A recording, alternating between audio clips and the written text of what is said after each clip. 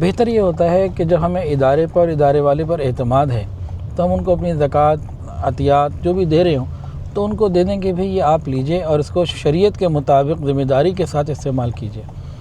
پابند کرنا کہ اس کو فلاں ہی جگہ پہ لگاؤ، فلاں ہی جگہ پہ لگاؤ، فلاں ہی جگہ پہ لگاؤ، یہ ٹھیک ہے اور ایک خواہش ہوتی ہے، ضرورت ہوتی ہے، بندہ کہتا ہے کر لے، لیکن بہتر یہ ہوتا ہے کہ بھئی ہم جس ادارے پہ شخصیت پہ اعتماد کر چکے ہیں تو مزید وہ اعتماد کریں اور ان کو اختیار دے دیں۔ یہ اس لیے میں کہہ رہا ہوں کہ ہمارے کئی شعبے ہیں، اب بعض لوگ کہتے ہیں جی اس کو اسی کے لیے لگانا ہے، اس کو اسی کے لیے لگانا ہے، تو اس میں پھر اہتمام کرتے ہیں الحمدللہ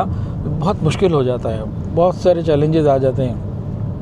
تو جنرل دے دینا جو ہے نا، اختیار کے ساتھ دے دینا کہ بھئی اختیار سے مراد کیا ہے کہ یہ آپ کو زکوٰۃ ادا کی گئی ہے، مطلب دی جا رہی ہے، اب آپ اس کو شریعت کے مطابق ادا کر دیے، جو بہت سارے آپ کے شعبے چل رہے ہیں جہاں جس وقت ضرورت ہو۔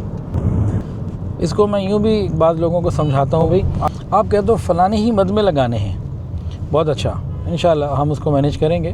لیکن آپ کو ثواب بھی پھر الکحف کے اگر 10 شعبے چل رہے ہیں ماشاءاللہ تو اسی ایک کا ملے گا۔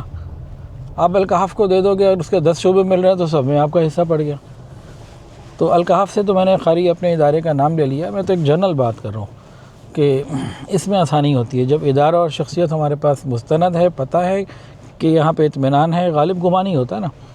تو بسم اللہ۔ تو یہ ایک اس میں ادارے والوں کے لیے بڑی آسانیاں رہتی ہیں، تو ہم لوگوں کے لیے آسانیاں کریں گے، اللہ ہمارے لیے آسانیاں کریں گے۔ باقی اگر مقید کر کے دینا کہ بھئی یار یہ کام اسی میں ہی لگانے تو وہ جائز ہے، اس میں کوئی منع نہیں ہے۔